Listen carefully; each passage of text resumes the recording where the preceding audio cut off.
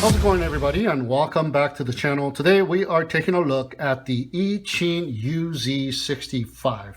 It is a 65mm 1S tiny hoop, and it weighs in at just 21 grams. That is if you get the built-in SBI receiver versions like the FlySky and the FlySky receiver versions, but this one is coming in at about 22 to 23 grams due to the external receiver.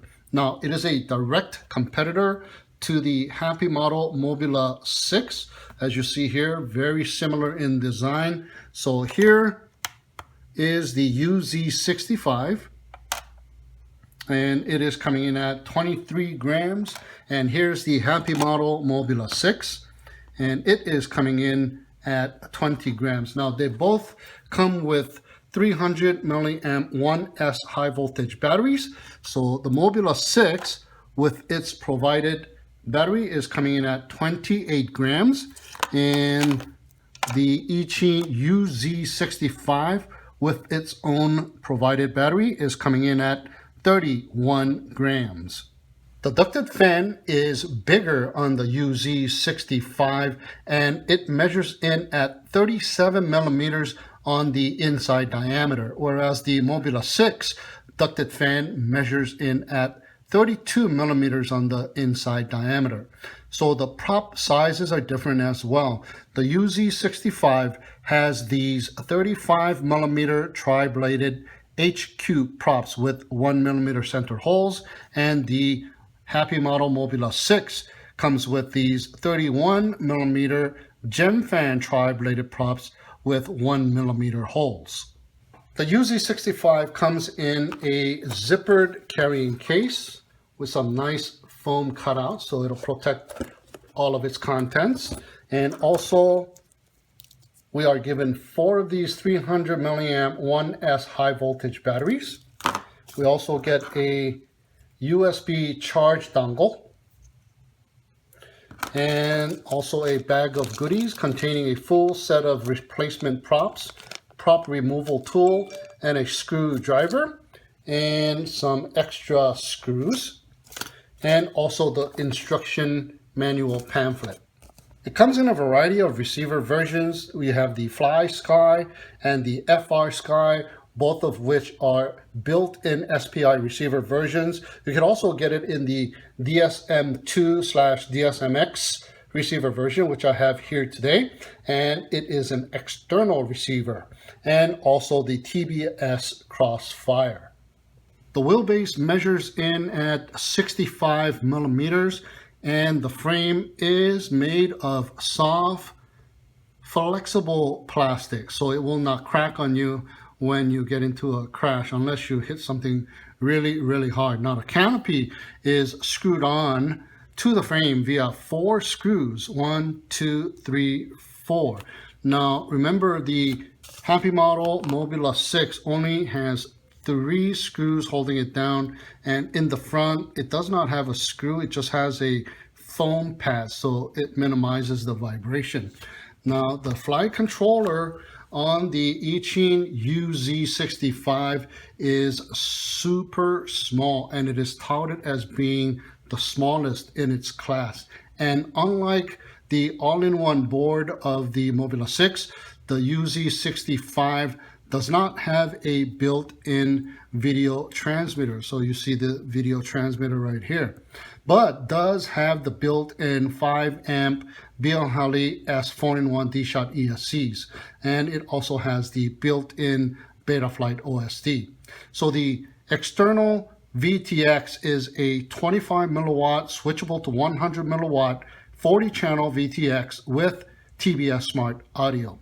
Now, it does have a single button to change channels, the bands, and the power output, and it is accessible here from the side.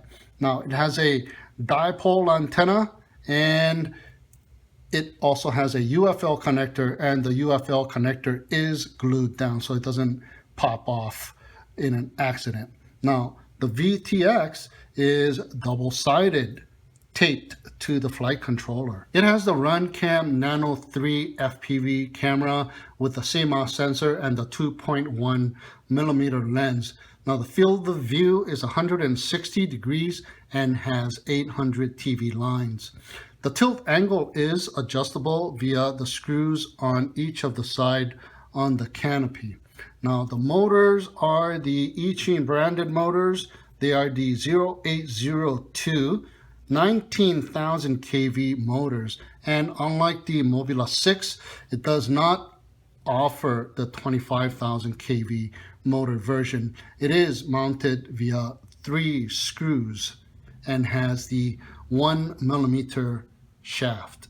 So to bind this quadcopter to your transmitter, you will need to go into the CLI command line in Betaflight and type in set spectrum underscore SAT underscore bind equals 9 instead of the 0 by default for DSMX, and bind equals 5 for DSM2, and save. That'll put the receiver into the binding mode, and to close the binding mode, you will need to set the bind equals back to 0 once again and save.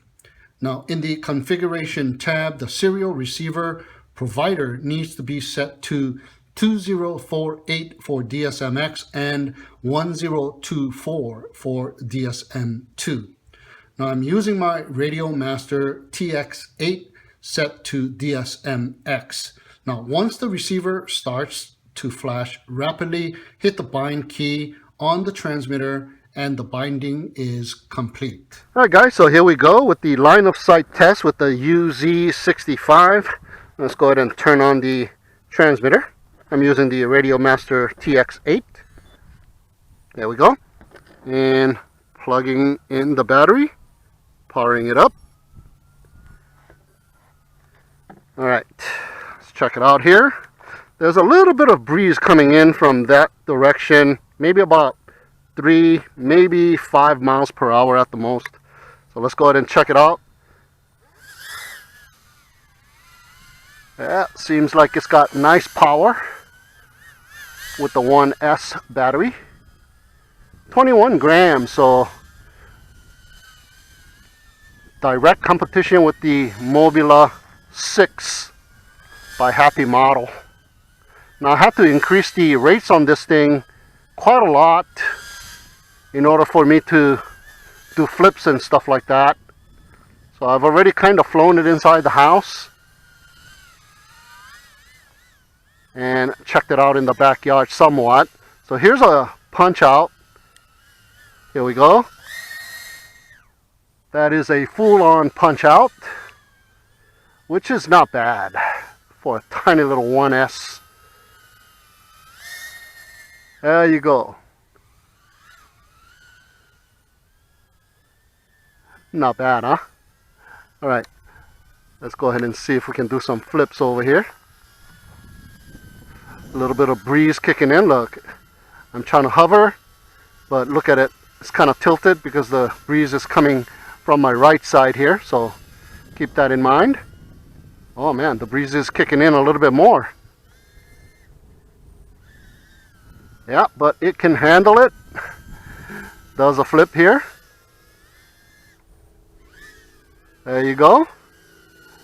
Yeah, not bad.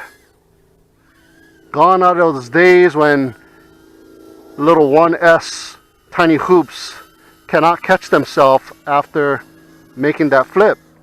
Now they have no issues catching themselves from the fall. Yeah, looks like we have come a long way. Now they can fly almost like a bigger hoop, and this thing's got pretty good controls here. And with the Radio Master TX8, yeah, it's doing pretty good. Nice and smooth, very responsive.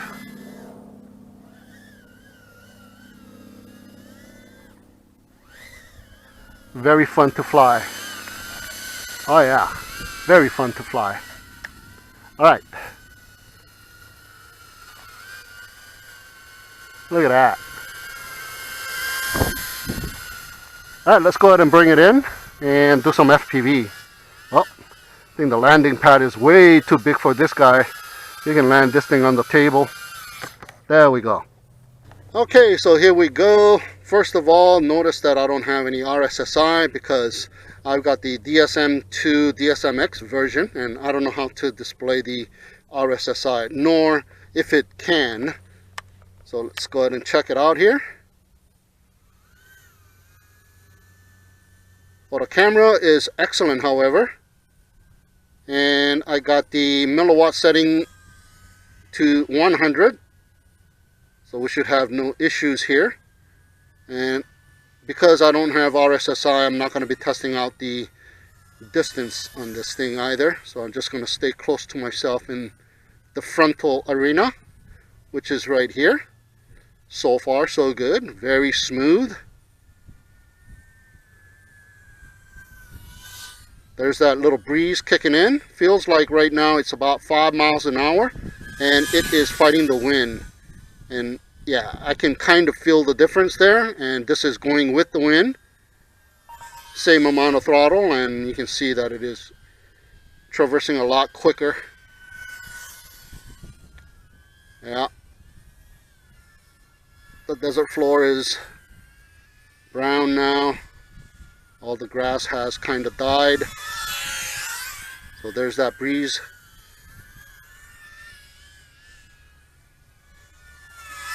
Becoming a little factor here.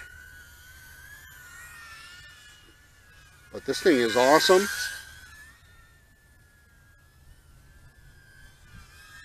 Very similar to the Happy Model Mobula 6 because it is almost identically the same, except this one has an external receiver and an external VTX, but it's basically right about the same. Flying characteristics are very nice. Yeah, you can go through tight quarters.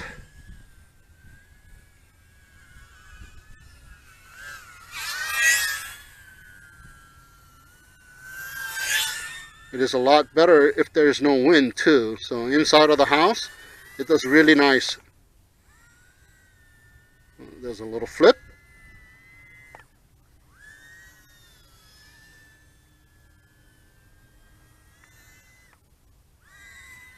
Yep, no problems. But it does have a yaw washout. See that? Yeah, it has that problem. Unlike the Happy Model Mobula 6, I didn't have any issues of that one doing any kind of washout. But see, if you keep the throttle up just a little bit, you will avoid that yaw washout. So it ain't that bad. It's pretty nice. You just got to keep the throttle up a little bit and not go all the way down to zero. See? Oh, but it still has that yaw washout. Look at that. So yeah. So in that sense, the Happy Model Mobula 6 is a lot better. But you are able to go through some tiny spaces, especially in the house. Ooh, ooh, ooh. Let me put it back on the table. All right, here we go. Still got a little bit of battery life left. Yeah, it's so lightweight that even if you crash, you know, you don't cause any harm to the quad. Oh, now it's telling me low battery, so let's go ahead and land this baby here. All right, there's our first FPV flight. Okay, so here is a flight at the playground on the same day, and the wind is blowing at about 5 miles an hour still. Now, I think because of the external receiver, adding a couple of grams, and you know, in this tiny hoop class, every gram really does matter.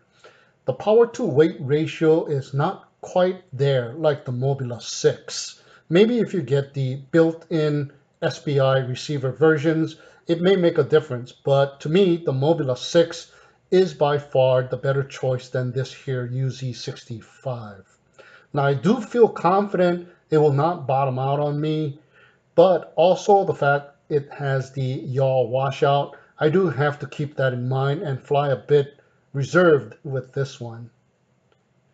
And it also is not available with the 25,000 kV motors like the Mobula 6, so it isn't quite as fast as my Mobula 6, but it definitely has great flight time with these 19,000 kV motors.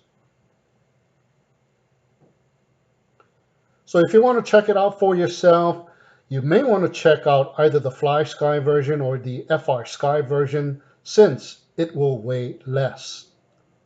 So that'll do it for this video. Thank you so much for tuning in and watching.